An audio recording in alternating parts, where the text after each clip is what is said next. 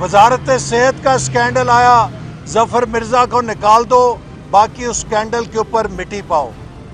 Polio का scandal आया, international collision जो हमारे पार्टनर्स हैं उन्होंने तहरीरी शिकायत की कि पाकिस्तान के पोलियो के प्रोग्राम में पीटीआई के जियाले को जिसे लगाया गया था उसने बदतरीन करप्शन की है, उसको हटा दो लेकिन करप्शन पे मिट्टी पाओ। तो आज तक जो करप्शन के स्कैंडल इस हुकूमत के सामने आए हैं, किसी एक में भी कोई कार्रवाई नहीं हुई, किसी एक में भी नैब ने एक भी मुलजिम को जहां तहकीकात हो गई अरेस्ट नहीं किया, जबकि मुस्लिम लीग नून के साबिक वज़रा और वज़ीर आज़म को बग़ैर तहकीकात हुए सिर्फ कंप्लेंट के ऊपर अरेस्ट कर दिया गया। ये झूठा एहतसाब लोगों की नज़र में अब बेनकाब हो चुका है और पाकिस्तान के लोग इस हुकूमत की असलियत जान चुके हैं। मैं ये बात भी यहाँ कहना चाहता हूँ कि इसी एहतसाब अदालत में साबिक वज़ीर आज़म ने 150 पेशियाँ भुगती, आज 3 साल हो गए हैं। बताएं कि उनके खिलाफ कौन सा केस साबित हो सका है।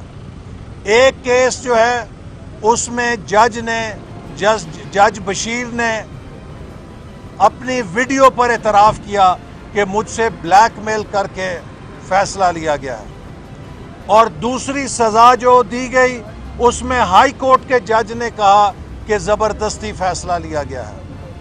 और फिर नाअहली का जो केस बनाया गया, साबिक वज़ीर आज़म को नाअहल किया गया बग़ैर अपील का हक दिए हुए, और भारतीय जासूस कुलभूषण यादव को जिसे सज़ा हुई है उसे ख़ास तौर पे कानून बनाया जा रहा है अपील का हक देने के लिए। अपने वज़ीर आज़म को अपील का हक नहीं है। भारत के जासूस को कंसेशन और रियायत देने के लिए उसे आपने कंसेशन देने के लिए एक नया कानून बना दिया है। जो नवाज शरीफ साहब का केस था वो जज अरशद मलिक था, सॉरी मैं बशीर साहब का नाम ले गया हूँ, तो जज अरशद मलिक ने वाज़े किया कि मुझे ब्लैकमेल करके फैसला लिया गया है। तो वज़ीर आज़म नवाज शरीफ के खिलाफ जो फैसले किए गए वो ब्लैकमेलिंग से किए गए, और दूसरी तरफ बग़ैर अपील का हक दिए हुए। अकाउंट रिसीवेबल 4 साल के बाद अब हुकूमत कानून में तरमीम कर रही है कि अकाउंट रिसीवेबल से भी नाअहली हो सकती है। इसका मतलब ये है कि 4 साल पहले जो सज़ा सुनाई गई थी उसको कोई लीगल कवर नहीं था।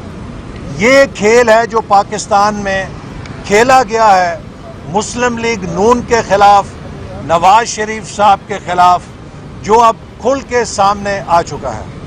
ये हुकूमत जो बहुत दावे किया करती थी, इसकी कारकर्दगी सिर्फ इतनी है कि लोगों की महंगाई ख़त्म करने के लिए कोई कानून नहीं बना सकती, लोगों को रिलीफ देने के लिए कानून नहीं बना सकती। ये अगर रिलीफ दे सकती है तो भारत के जासूस कुलभूषण यादव को रिलीफ देने के लिए बुलडोज करके असेंबली से कानून पास कराया गया है। और मैं ये बात ज़रूर उजागर करना चाहूँगा कि पाकिस्तान की कौमी असेंबली के ऊपर कालक का धब्बा लगाया गया है कि पर्सन स्पेसिफिक जासूस के नाम से कानून साजी की गई है। मैं पूछना चाहता हूँ कि अगर कोई पाकिस्तान का जासूस भारत में गिरफ्तार हो जाए तो क्या भारत की लोकसभा से पाकिस्तान के जासूस के नाम के साथ उसकी ज़ात को फ़ायदा देने के लिए पर्सन स्पेसिफिक कानून कभी पास हो सकता है या नहीं हो सकता? अगर नहीं हो सकता तो इन हुक्मरानों से कौम पूछने में हक बजानिब है। क्या आपने कौम की गैरत اور قوم کی آزادی کا سودا کتنے میں کیا ہے؟ وزیر خارجہ صاحب کہتے ہیں کہ اپوزیشن نے کلبھوشن کے کیس کو مس ہینڈل کیا ہے. یہ ثابت کریں کیا ہم نے اس کو رعایت دینے کے لیے قانون میں کوئی مطالبہ کیا تھا؟ یہ حکومت کا ایجنڈا ہے اور اس قانون کی ضرورت نہیں تھی. وزیر خارجہ کہتے ہیں کہ اس کو کاؤنسلر ایکسیس دینے کے لیے یہ قانون کی ضرورت تھی. وزیر خارجہ کو میں بتانا چاہتا ہوں کہ انٹرنیشنل کورٹ آف جسٹس کے مطابق وینا کنونشن جس کو پاکستان پہلے ہی دستخط کر چکا ہے، اس کے تحت پاکستان کاؤنسلر ایکسیس کا پابند ہے. تو لہٰذا وینا کنونشن کے تحت انٹرنیشنل کورٹ آف جسٹس کے حکم کے مطابق کسی نئے قانون کی ضرورت نہیں تھی اسے کاؤنسلر ایکسیس دینے کی. اسی طرح کلبھوشن یادیو کو ہائی کورٹ میں اپیل کا حق دینے کے لیے کسی نئے قانون کی ضرورت نہیں تھی، چونکہ پاکستان کے وکیل نے انٹرنیشنل کورٹ آف جسٹس میں یہ موقف لیا تھا. یہ اس کیس کے ریکارڈ میں موجود ہے کہ ہمارے ہاں ہائی کورٹ نے ملٹری کورٹس کے فیصلوں کا ٹرائل کیا ہے اور ان کی سزاؤں کو تبدیل بھی کیا ہے.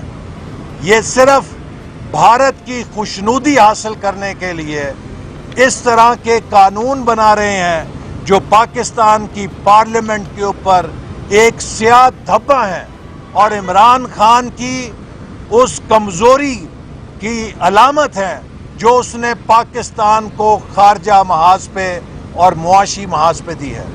اسی کمزوری کا نتیجہ ہے کہ بھارت نے کشمیر کو ہڑپ کیا ہے.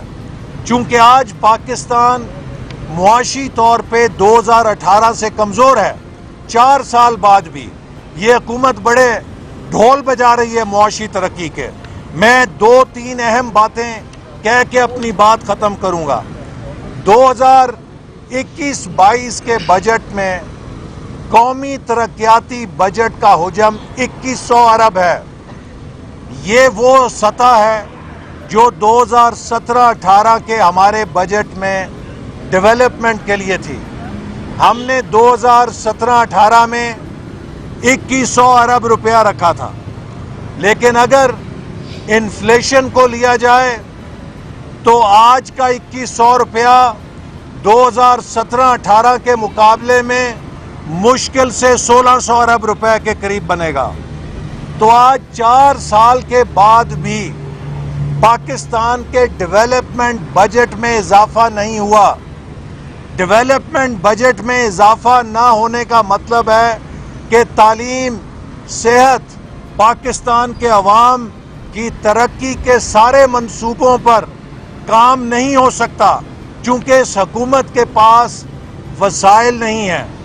اور وسائل اس لیے نہیں ہیں کہ tax to G D P کی شرح جو ہمارے دور میں 13% پہ پہنچ گئی تھی وہ اب 11% سے بھی نیچے آ چکی ہے. جب آپ کے ریونیو آپ کی ضرورت کے مطابق، ٹیکس کلیکشن آپ کی ضرورت کے مطابق نہیں ہوگی، آپ کی معیشت کے تناسب سے سکڑے گی، تو آپ اپنے ڈیولپمنٹ کے لیے اخراجات نہیں کر سکتے. اور وزیر خارجہ صاحب نے کہا مجھے کہ میں بجٹ پڑھوں، تو جناب وزیر خارجہ میں نے بجٹ پڑھ کر ہی کہا ہے کہ آپ نے 1370 ارب روپے کا دفاع کا بجٹ دیا ہے. یہ تقریباً 3 سالوں سے 1300 ارب پہ منجمد ہے، جبکہ بھارت نے 3 سالوں میں 62% دفاع کے بجٹ میں اضافہ کیا ہے. مسلم لیگ نون نے 3 سالوں میں پہلے 40% اضافہ کیا تھا، چونکہ ہم نے دہشت گردی کے خلاف جنگ کو جیتنا تھا اور ہم اپنی سیکیورٹی سے غافل نہیں تھے. مجھے افسوس سے کہنا پڑتا ہے کہ آج قومی اداروں کا کردار اتنا اس حکومت نے متنازع کر دیا ہے کہ جب آپ ڈیفنس بجٹ کی بھی بات کرتے ہیں تو اس کے اوپر بھی عوام کا رد عمل آتا ہے کہ آپ کیوں ڈیفنس بجٹ کی بات کر رہے ہیں. تو میں واضح کرنا چاہتا ہوں کہ مسلم لیگ نون فوج کی سیاست میں مداخلت کی شدید ترین مخالف ہے اور اس کے خلاف سیسا پلائی ہوئی دیوار ہے، لیکن مسلم لیگ نون پاکستان کے دفاع اور سیکیورٹی سے غافل نہیں ہے، چونکہ پاکستان کا دفاع اور سیکیورٹی دو چیزوں سے بنتی ہے: پاکستان کے عوام کی ترقی، پاکستان کی معاشی ترقی اور پاکستان کے دفاع کے لیے وسائل فراہم کرنا۔ اس حکومت نے ڈیولپمنٹ کو بھی ریڈیوس کیا ہے، ڈیفنس بجٹ کو بھی ریڈیوس کیا ہے، اور آج ہماری جی ڈی پی کا حجم جو ہے وہ 2018 میں جو 315 ارب ڈالر تھا اس کے مقابلے میں 295 ارب ڈالر ہے۔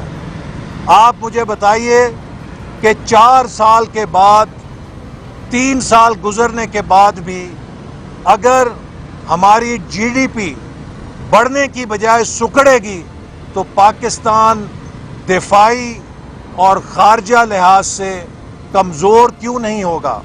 اور یہ اسی کمزوری کا نتیجہ ہے کہ بھارت کشمیر اچک کے لے گیا ہے اور ہم خاموش تماشائی بنے دیکھتے رہے۔ بھارت کے جاسوس کے لیے، انہیں خوش کرنے کے لیے ہماری حکومت کلبھوشن یادیو کے نام سے تاریخ میں اپنا بھی نام لکھ رہی ہے کہ کس طرح کی حکومت تھی جو بھارتی جاسوس کے ناموں کے ساتھ قانون بناتی تھی۔ اگر پاکستان معاشی طور پہ کمزور ہوتا، مسلم لیگ نون کی حکومت ہوتی، تو آج پاکستان کو یہ ذلت نہ دیکھنی پڑتی، چونکہ مسلم لیگ نون کا پاکستان امریکہ کے صدر کے سامنے بھی کھڑا ہو سکتا ہے اور انکار کر سکتا ہے جہاں پاکستان کے مفاد کا سوال ہو۔ تو انہوں نے پاکستان کو تباہ کیا ہے اور اپنی تباہی چھپانے کے لیے یہ جھوٹے الزامات لگاتے ہیں، کبھی اوورسیز پاکستانیوں کو ورغلاتے ہیں، کبھی اپوزیشن پر جھوٹے مقدمے بناتے ہیں۔ میں انہیں بتانا چاہتا ہوں کہ آپ سوشل میڈیا پہ جھوٹے ٹرینڈ لگا کے اپنی حکومت نہیں بچا سکتے۔ پچھلے 8 ضمنی الیکشنوں میں آپ کو نتیجہ آ چکا ہے۔ انشاءاللہ جب بھی الیکشن ہوگا پاکستان مسلم لیگ نون پہلے سے زیادہ کامیاب ہوگی اور پی ٹی آئی کی ضمانتیں ضبط ہوں گی، چونکہ انہوں نے پاکستان کو معاشی طور پہ، خارجی طور پہ اور داخلی طور پہ تباہ کر دیا۔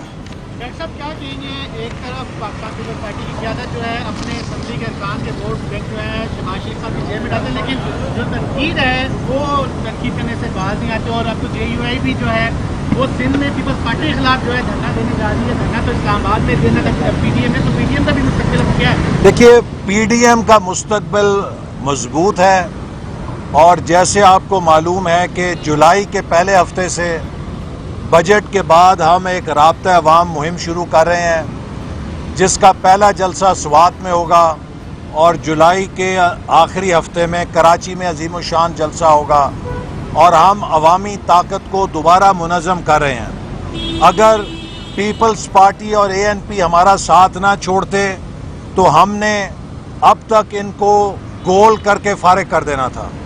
بدقسمتی سے جب ہم گیند ڈی میں لے کر پہنچے تو ان جماعتوں نے ٹائم آؤٹ لے لیا، لہٰذا ہمیں اب دوبارہ گول کو، ان کے گول کی طرف اپنی دوڑ شروع کرنی پڑ رہی ہے۔ لیکن مجھے یقین ہے کہ ہم رائے عامہ کو ہموار کر کے عوامی طاقت کے ساتھ اس حکومت کو انشاءاللہ ضرور رخصت کریں گے، چونکہ اس حکومت کا ایک ایک دن پاکستان پہ بھاری ہے، اور ہمیں ڈر ہے کہ یہ آئی ایم ایف سے اپنی قسط لینے کے لیے پھر پاکستان کے مفادات کا سودا کر لیں گے۔ پتہ نہیں یہ پہلے جب گئے تھے صدر ٹرمپ کے پاس تو کیا سودا کر کے آئے تھے، اس کے بعد کشمیر چلا گیا، اب یہ پھر آئی ایم ایف سے کچھ سہولت لینے کے لیے عالمی طاقتوں کے پیروں پہ گرے ہوئے ہیں، اور پتہ نہیں یہ آئی ایم ایف سے ریلیف لینے کے لیے पाकिस्तान के किस मफाद का सौदा कर देंगे, चूँकि इनसे मुल्क चल नहीं रहा, इन्होंने मुल्क को मफलूज कर दिया है। और जिस तरह के झूठे मुकदमे इन्होंने बनाए हैं, उसके बाद अब पाकिस्तान में इंतज़ामी मशीन मफलूज हो गई है और कोई हुकूमत काम नहीं कर सकती, चूँकि कोई अफसर 1 रुपए के फैसले पे दस्तखत करने के लिए तैयार नहीं है। सोशल मीडिया पर आपके बारे से एक ट्रेंड भी चल रहा है, आपकी स्टेटमेंट ओवरसीज पाकिस्तानी की आपने अभी बात की, क्या आपका वाकई उस बयान पे अभी भी कायम है आप? देखिए, जो मेरा बयान एक निजी टीवी के वेबसाइट पे शाये हुआ था, वो मिस रिपोर्टिंग थी और वो उस चैनल ने खबर अपने वेबसाइट से भी डिलीट कर दी हुई है। और ये इस तरह के झूठे ट्रेंड चला के हमारा कुछ नहीं बिगाड़ सकते। इनको अपनी कारकर्दगी पे जवाब देना पड़ेगा। इन्हें जवाब देना पड़ेगा कि CPEC के साथ इन्होंने क्या किया।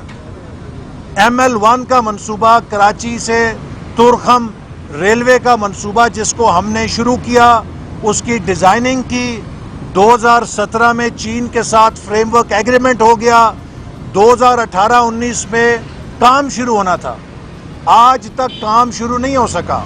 और आप देखिए कितना बड़ा मजाक है।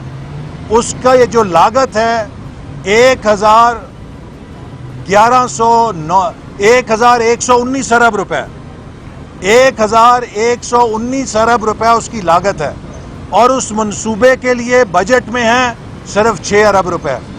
इस रफ्तार से ML1 का मंसूबा 186 सालों में बनेगा। ये मजाक है जो CPEC के साथ हो रहा है। मगरबी रूट अभी तक नहीं बन सका, जिसे दिसंबर 2018 में मुकम्मल हो जाना था। कौम इनसे ये सवाल करेगी, 9 सनती जोन जो 2020 में शुरू होने थे, अभी तक एक भी उनमें चालू नहीं हो सका। इन्होंने CPEC को बर्बाद किया है और इनको हुकूमत पे मुसल्लत ही किया गया था CPEC को ब्रेकें लगाने के लिए। चूँकि अगर हमारी हुकूमत रहती तो आज CPEC ना सिर्फ पाकिस्तान बल्कि पूरे वस्ती एशिया और मशरक़ वस्ता और जनूबी एशिया को जोड़ने का मंसूबा बन चुका होता। YouTube पर Googly TV देखने के लिए youtube.com की सर्च बार में Googly TV टाइप करें। Googly TV के पेज पर सुर्ख रंग के सब्सक्रिप्शन वाले बटन पर क्लिक करना ना भूलिए। YouTube पर अपलोड होने वाली वीडियो से बाखबर रहने के लिए बेल आइकॉन पर क्लिक कीजिए। आपको हर नई आने वाली वीडियो के बारे में नोटिफिकेशन मौसूल हो जाएगा।